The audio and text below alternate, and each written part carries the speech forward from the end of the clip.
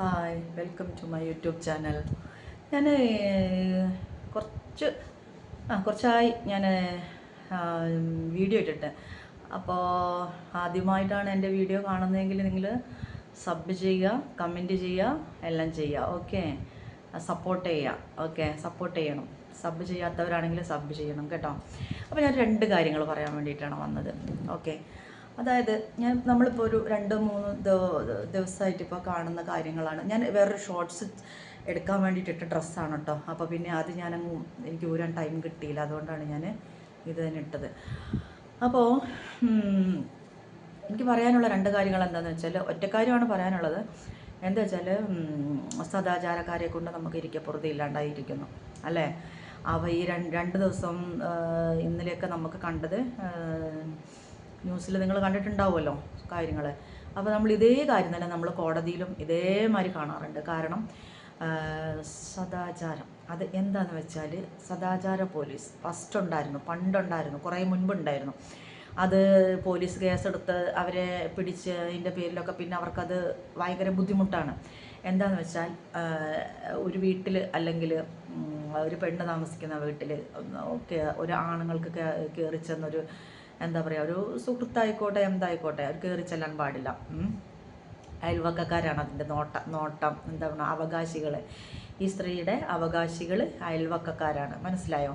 പിന്നെ പെൺകുട്ടികൾ, ചെറിയ പെൺകുട്ടികളല്ല, ഡിഗ്രി കഴിഞ്ഞ പെൺകുട്ടികളും ആൺകുട്ടികളും, അവർ ഒരു കാപ്പി കുടിക്കാനോ ഒന്നിച്ച്, അല്ലെങ്കിൽ ഒരു സിനിമയ്ക്കോ, അല്ലെങ്കിൽ ഒരു വൺ ഡേ ടൂറോ, അല്ലെങ്കിൽ ഒരു ബീച്ചിലോ, അല്ലെങ്കിൽ ഒരു പാർക്കിലോ പോയിരുന്ന് അവർ കുറച്ച് സംസാരിക്കുകയോ ചെയ്ത് കഴിയുമ്പോൾ, നീ എന്തിനാടാ ഇവിടെ നിൽക്കുന്നത്, അല്ലെങ്കിൽ നീ ഇവളെയും കൊണ്ട് നീ ഇവിടെ വന്നത്, നീ സത്യം പറ, നീ മോശമായ ഇടപാടിനല്ലേ വന്നത് അല്ലേ, നീ വേണ്ടാത്ത പരിപാടി ചെയ്യാനല്ലേ എവിടെ ആ ബീച്ചിൽ കിടന്നിട്ട്, അതാണ് ഈ പറയുന്നത്.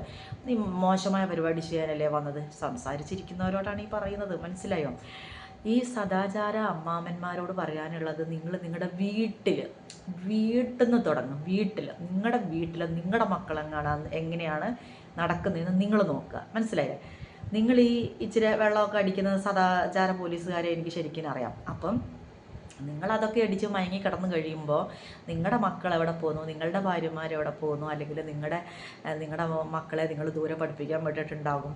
അപ്പോൾ അവർ ഞങ്ങൾ കോളേജിലാന്ന് പറയുമ്പോൾ നിങ്ങളത് വിശ്വസിക്കുന്നത് നിങ്ങളുടെ മക്കളാണല്ലോ. അപ്പോൾ നിങ്ങളത് വിശ്വസിക്കും. കാരണം എൻ്റെ മകൾ ഒരു തെറ്റും ചെയ്യൂല. ഞാൻ വളർത്തിയ മകൾ, നിങ്ങളെങ്ങനെ വളർത്തി കള്ളു കുടിച്ചിട്ട് നിങ്ങളിങ്ങനെ പിന്നെ അടിയും വഴക്കും ഉണ്ടാക്കി വളർത്തുന്ന മക്കളല്ലേ. അപ്പം ഇങ്ങനെയുള്ളവർ മാത്രമേ സദാചാരം കളിക്കാൻ പോകുന്നുള്ളൂ ഞാൻ കണ്ടിടത്തോളം. കാരണം ഞാൻ കോടതിയിൽ വക്കീൽ ഓഫീസിലൊരു ക്ലർക്കായിട്ട് ജോലി ചെയ്യുന്ന എനിക്കറിയാം. ഞാൻ ഒരു കേസ് വന്നിട്ടുണ്ട് കോടതിയിൽ.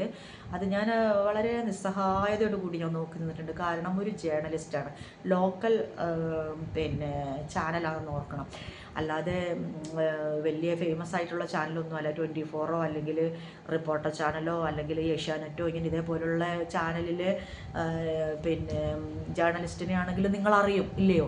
അപ്പം നിങ്ങൾക്കറിയാത്ത ഒരാൾ, അതായത് ലോക്കൽ ചാനലിൻ്റെ ആൾക്കാർക്കും അവർക്കും ന്യൂസ് എടുക്കണമല്ലോ. അപ്പം അവർ ഒരു ലേഡി ഉണ്ടാവും, ചിലപ്പോൾ അതിലൊരു ലേഡി മാത്രമേ ഉണ്ടാവുള്ളൂ. ഒരു 6 സംഘത്തിൽ ചിലപ്പോൾ ഒരു ലേഡി മാത്രമേ ഉണ്ടാവുള്ളൂ, മനസ്സിലായോ. ക്യാമറമാൻ ഉണ്ടാവും, ബാക്കിയുള്ള ടെക്നീഷ്യന്മാരുണ്ടാവും, ഇവർ എഡിറ്റർമാരുണ്ട്. ഇതൊക്കെ എന്ന് പറഞ്ഞു കഴിഞ്ഞാൽ ചിലപ്പോൾ ആൺകുട്ടികളായിരിക്കും. അപ്പോൾ അതിനകത്തൊരു ജേർണലിസ്റ്റ് എന്ന് പറഞ്ഞു കഴിഞ്ഞാൽ ഒരു പെൺകുട്ടി മാത്രമാണുള്ളത്. അവർക്ക് ഒന്നിച്ച് പോകാൻ കംഫോർട്ടാണ് എന്നുണ്ടെങ്കിൽ നിങ്ങൾക്ക് എന്താകെ വിഷയം എന്നാണ് ചോദിക്കുന്നത്. എന്നിട്ട് ഈ പെൺകുട്ടീനെ അടിച്ച് ഈ ആൺകുട്ടികളെയും അടിച്ചിട്ട് പിന്നെ ഇങ്ങനൊരു പോലീസ് കേസ് നമ്മുടെ കോടതിയിലുണ്ട്, നിലമ്പൂർ കോടതിയിലുണ്ട്. അപ്പം ഞാൻ ആ കുട്ടീനോട് കാര്യങ്ങളൊക്കെ ചോദിച്ചപ്പം എന്നോട് കുറേ വിശദമായിട്ട് ആ കാര്യങ്ങൾ പറഞ്ഞു. നിങ്ങൾക്കൊക്കെ പോയി ചത്തൂടെ മനുഷ്യന്മാരെ, ഞാൻ ചോദിക്കട്ടെ. നിങ്ങളൊക്കെ ഇത് നോക്കി നടക്കുന്ന ഇത് ഞരമ്പന്മാരാണ്, മനസ്സിലായില്ലേ. ഈ സദാചാരം കളിക്കുന്നത് വെറും ഞരമ്പന്മാരാണ്. ഞരമ്പന്മാരെന്ന് പറയുന്നത് മനസ്സിലായല്ലോ, ക്രിമികടിയുള്ളവർ. നിങ്ങൾ നിങ്ങളുടെ വീട്ടിൽ പോയി നിങ്ങളുടെ ഭാര്യയെ നിങ്ങളുടെ മക്കളെ നിങ്ങൾ മര്യാദ പഠിപ്പിക്കുകയും അവരെ പഠിപ്പിക്കാൻ അവരുടെ പേരൻസ് ഉണ്ട്, മനസ്സിലായി. അവർക്ക് നല്ല എഡ്യൂക്കേഷനും കൊടുത്ത് നല്ല രീതിയിൽ പിന്നെ അവർക്ക് സ്വാതന്ത്ര്യവും കൊടുത്ത് വിടുന്നത് അവരുടെ പേരൻസ്. എന്തുകൊണ്ടാണ്? അവരെ വിശ്വാസമുള്ളത് കൊണ്ടാണ് അവരങ്ങനെ വിടുന്നത്. നിങ്ങൾക്ക് നിങ്ങളുടെ മക്കളെ എനിക്ക് എൻ്റെ മക്കളെ ശരിയാണ്, അത് ഞാൻ പറഞ്ഞത് ഞാൻ പറഞ്ഞത് ഞാൻ തന്നെ അംഗീകരിക്കുന്നില്ല. എന്താ വെച്ചാൽ ബാംഗ്ലൂരോ അല്ലെങ്കിൽ എവിടെയെങ്കിലും മംഗലാപുരം എവിടെയെങ്കിലും പഠിക്കുന്ന കുട്ടികൾ, മോനെ നീ ഇപ്പോൾ അവിടെ, അല്ലെങ്കിൽ മോളെ നീ ഇപ്പോൾ ഇവിടെ, അച്ഛൻ ഞാൻ ഇങ്ങനെ ഇത് നോക്കുകയാണ്, പ്രിപ്പയർ ആണ്, അല്ലെങ്കിൽ പഠിക്കണം, പരീക്ഷയുടെ എക്സാമിൻ്റെ. എൻ്റെ മൊബൈൽ എവിടെ വല്ല പബ്ബിലോ മറ്റോ സംഭവത്തിലൊക്കെ പോയി, അല്ലെങ്കിൽ ഈ പറഞ്ഞതിനേക്കാളും വലിയ കുത്തിമറിയുന്നുണ്ടാവും. അങ്ങനെയുള്ളവരുടെ അച്ഛന്മാരുടെ മക്കളാണല്ലോ ഇതേമാതിരി തന്നെയല്ലേ വരുള്ളൂ. റോൾ മോഡലായി കാണിക്കേണ്ട അച്ഛന്മാരല്ലേ ഇതേമാതിരി തന്നെ മക്കൾ വരുള്ളൂ. ആ സമയത്ത് നിങ്ങളുടെ മക്കളെ വിശ്വസിക്കുന്നു. എന്താണ്, എൻ്റെ മക്കൾ തെറ്റൊന്നും ചെയ്യില്ല, ഞാൻ വളർത്തിയ മക്കൾ, അങ്ങനത്തെ പേരൻസ് തന്നെ നമുക്ക് ശാപമാണ്. മനസ്സിലായില്ലേ? ഞാൻ വളർത്തിയ മക്കൾ യാതൊരു തെറ്റും ചെയ്യില്ല, എൻ്റെ മോൻ അങ്ങനെ ചെയ്യില്ല, എൻ്റെ ഫ്രണ്ട്സാണ് ചെയ്യുന്നത്, എൻ്റെ മോൻ അങ്ങനെ ചെയ്യില്ല. ആര് പറഞ്ഞു? നിങ്ങളുടെ മകനായിരിക്കാം ഫ്രണ്ട്സിനെ തന്നെ ചിലപ്പോൾ ഇത് കൊണ്ടുപോയിട്ട് കൊടുക്കുന്നത്. നിങ്ങൾക്ക് മനസ്സിലായോ? നിങ്ങളുടെ മകനായിരിക്കാം കൊടുക്കുന്നത്, അല്ലെങ്കിൽ നിങ്ങളുടെ മകളായിരിക്കാം കൊടുക്കുന്നത്. ആണും പെണ്ണും ഉണ്ട്, പക്ഷെ കൂടുതൽ മെജോറിറ്റി ഞാൻ ആൺകുട്ടികളിലാണ് കാണുന്നത്, അതുകൊണ്ടാണ് പറയുന്നത്. അപ്പോൾ എവിടെയെങ്കിലും വർത്തമാനം പറഞ്ഞ് കുറച്ച് നേരം ഇരിക്കുന്നതോ, അല്ലെങ്കിൽ ഒരു സിനിമയ്ക്ക് പോകുന്നതോ, അല്ലെങ്കിൽ ഒരു കോഫി കുടിക്കാൻ പോകുന്നതോ ആൾക്കാരെ നിങ്ങൾ വളഞ്ഞിട്ട് ആക്രമിക്കേണ്ട ആവശ്യമില്ല. അവർക്ക് അവരുടെ പേരൻസ് ഉണ്ട്. അപ്പോൾ വെറുതെ മര്യാദയ്ക്ക് അമ്മാവന്മാർ തല്ലുകൊണ്ടും ഇപ്പോഴത്തെ ചെറുപ്പക്കാരുടെ തല്ലുകൊണ്ട് ചാവാൻ നിൽക്കണ്ട. മനസ്സിലായില്ലേ? അപ്പോൾ നിങ്ങൾക്ക് എന്തിൻ്റെ കേടാണ്? നിങ്ങൾക്ക് ഞരമ്പ് രോഗമാണ്. അതാണ് നിങ്ങൾക്ക്. അത് നിങ്ങൾ മാറ്റിയെടുക്കണം. മനസ്സിലായില്ലേ? നിങ്ങൾ വീട്ടിൽ ഭരിച്ചോ, നിങ്ങൾ ഭരിച്ചോ. കാരണം ഞാനൊരു വീഡിയോയിൽ ചെയ്തിട്ടുണ്ട്, ഭാര്യ ഭരിക്കപ്പെടേണ്ട ആളെന്നാണ് ഭർത്താവ് ഭരിക്കേണ്ട ആളും. അത് ആ ഒരു ലോജിക്കിൽ വരുന്ന ആൾക്കാരാണ് നിങ്ങളൊക്കെ. മനസ്സിലായോ?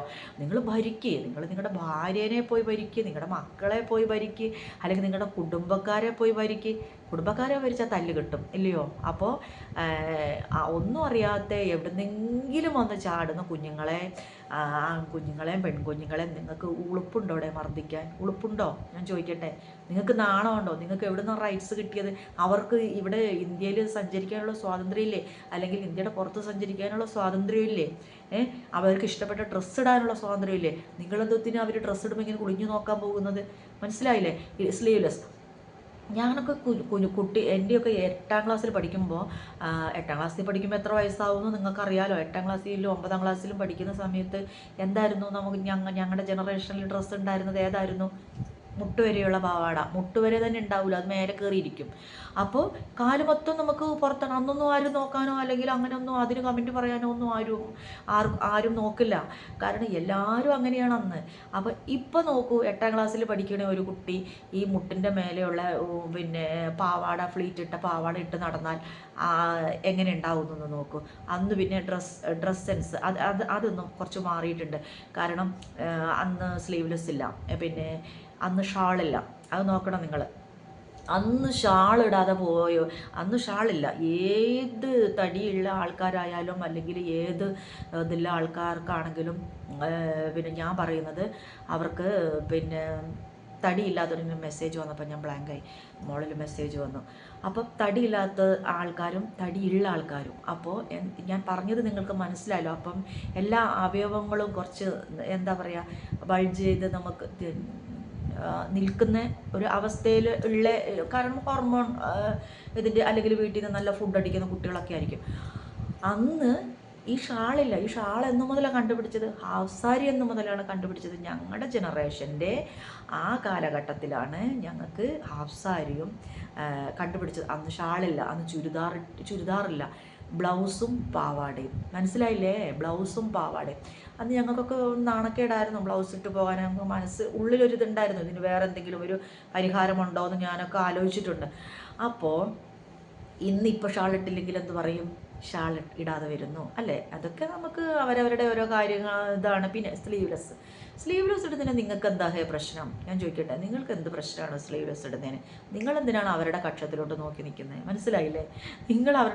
നിങ്ങൾ എന്തിനാണ് അവരെ നോക്കുന്നത്? ഞാൻ ചോദിക്കട്ടെ, നിങ്ങളിങ്ങനെ ഒഴിഞ്ഞു നോക്കേണ്ട കാര്യം എന്താണ്? നിങ്ങൾ നിങ്ങളുടെ വീട്ടിൽ നോക്ക്. മനസ്സിലായില്ലേ?